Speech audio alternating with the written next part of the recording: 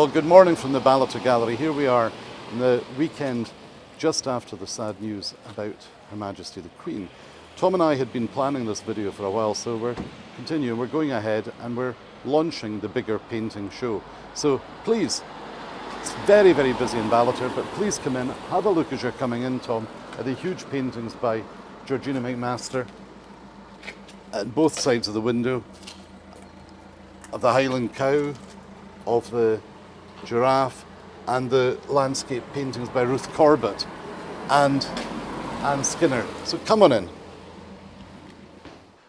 Well, thanks for coming in. And, to continue what I was saying, here we are just at the weekend after the sad news about Her Majesty the Queen. And the last thing I want to be is morbid here, because what Tom and I had planned for this video, which we'd booked, for a couple of weeks to do, was to launch a little bit of a funny one, because we noticed we'd quite a lot of big paintings, and we've developed a bit of an exhibition of mainly bigger paintings here in the Ballater Gallery.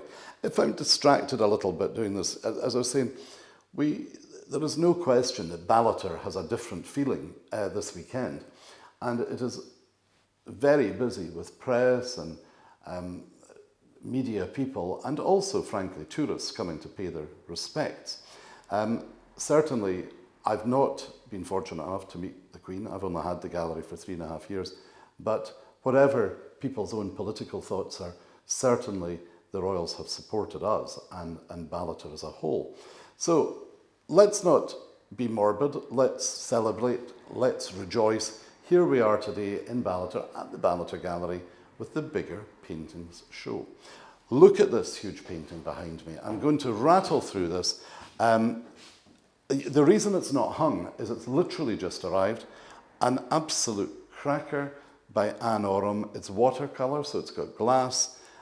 It just makes anybody smile. And if you've got a great big wall and you can take in, gorgeous gold leaf frame with gesso, heavens, that makes you smile. And I think going back to talking about the royal family, you almost think it's the kind of thing when you remember the Queen walking around the Chelsea flower show and her love of flowers. So I don't think that's a bad painting for us to be showcasing as people walk in the door. On a totally different light here, a big painting. So when I'm saying it's bigger paintings, I'm really talking about paintings that are more than 2 feet by 2 feet, roughly. Brand new painting, Chasing the Tide by Cecilia Cardiff, one of her iconic waiter paintings. Somebody coming to see you. We sold a lot of these during lockdown, where people were thinking, I wish I was in Pienza and Mallorca, where Cecilia, I don't mind telling people, has spent most of the summer painting. She gets her ideas from the Ivy restaurants in Glasgow and Edinburgh and London, but also the cappuccino bars in Mallorca. And look at this, the waiter is rushing, wonderful reds, good, I think somebody said Badiglia plant, and it's full of life. Let's go over here, Tom, to the Michael Clark painting. So, look at them both together. We felt they're exactly the same size. This is what we're talking about, bigger paintings. 30 by 30 inches, which, including the utterly gorgeous frames, is about 40 by 40 inches. So they're above the fireplace, can control a wall on their own. Superb paintings by Michael Clark, who's doing exceptionally well here at the moment. Have a look, Tom, if you don't mind. There's the October Southwest France. The colours are glorious. They're warm, they're vibrant. And then move down to Lydia's Garden. Very brief story here. Michael Clark and his wife love a lunch, love a story. And what happened was he had been invited to lunch in Provence by the very well-known artist Lydia Corbett. And he was totally entranced by her garden and her home, which was absolutely overflowing with paintings, antiques, ceramics, and Lydia Corbett's whole story, because actually she had been a model and possibly a muse of none other than Picasso. So there's a great story here about this being the garden and the story, and not only about the house and the garden, but about Lydia Corbett herself. So this is Lydia's Garden. Moving over here, Tom, we've got two fabulous paintings here by Goergina McMaster. Now we've got her two, so we've got 6 new paintings by Goergina, and I can't tell you how happy I am to have these. So they've literally just arrived. I fought for this painting, tooth and nail. It's head gardener. It looks as if it's a fabulous painting of a terracotta pot with wonderful big tulips.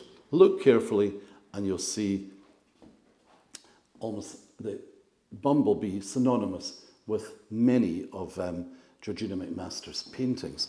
Have a look at this one. This is probably just about the level where I would say a bigger painting. It's not that big in all honesty. This is 60 by 60 centimetres, which is probably about 1 metre by 1 metre, including the gorgeous frame. You've got the cheeky squirrel, you've got the wonderful way that the tree has been painted. And have a look at all the new paintings by Goergina McMaster online. Look at this big cracker. So, sorry about the mess of the paintings on the floor here, but this has also just arrived. Now, this is a big painting by Linda Park. Zoom in carefully, Tom. It's glorious. It hits you right there, because I love St. Cyrus Beach. So this is Morning Glory, St. Cyrus Beach, 1 metre by 81 centimetres. So that's about maybe 1.2 metres wide. So a big, serious painting.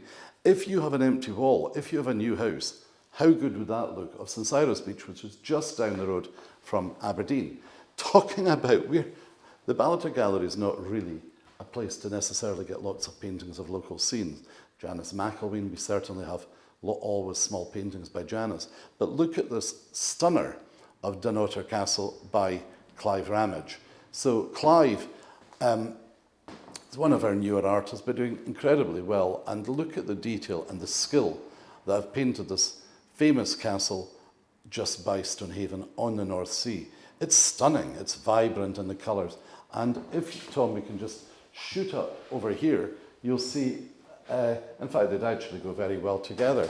This is Muckleflugga, one of the most important lighthouses in Scotland. Just look at the drama that's going on in the way the sea and the sky has been captured. These two paintings by Clive would actually look very, very good together. I want to go and keep up the slightly modern touch, Tom, by looking again, a brand new biggie. This is a lot to do with why we're doing this show. Bigger paintings. Walking with Eardley by Dale Bissland. So I've been chatting to you about St. Cyrus, Dunnottar, Muckleflugga. Finishing off the local bit, this is Walking with Eardley by Dale Bissland. Look at the lights on in the cottages. Look at the moon. Look at the incredible modern touch of the very, very thick oil of the foreground of the road and the grass and the whole landscape. It's very moody and gorgeous frame. Oh, look, it just shows you, Tom, that we've just hung them with the corners there, so I'll take that off. Another biggie here, totally different style of painting, a totally different type of artist. Glen Scouller, older artist, established artist, highly, highly regarded, and this is another, I suppose, I keep going on, an above the fireplace painting. This would look spectacular, be it in a Newtown Edinburgh house, but it could also look really sharp in a wonderful barn conversion or something like that. Look at the gorgeous frames. My artists choose their frames, but I put quite a lot of pressure on them never to scrimp, and these are gorgeous frames. So this is Clouds over Jura from Balnahard Beach on Colonsay, and I've been there, and it really gets it. But I've actually got a really lovely video I can send anybody who's interested of Glen talking about painting this en plein air. Go over here, Tom, if you don't mind. So here we have Robert Kelsey's painting, The White Sands of Morar. Robert and Glen are a similar age group, and but what they have also in common is they love painting the West Coast.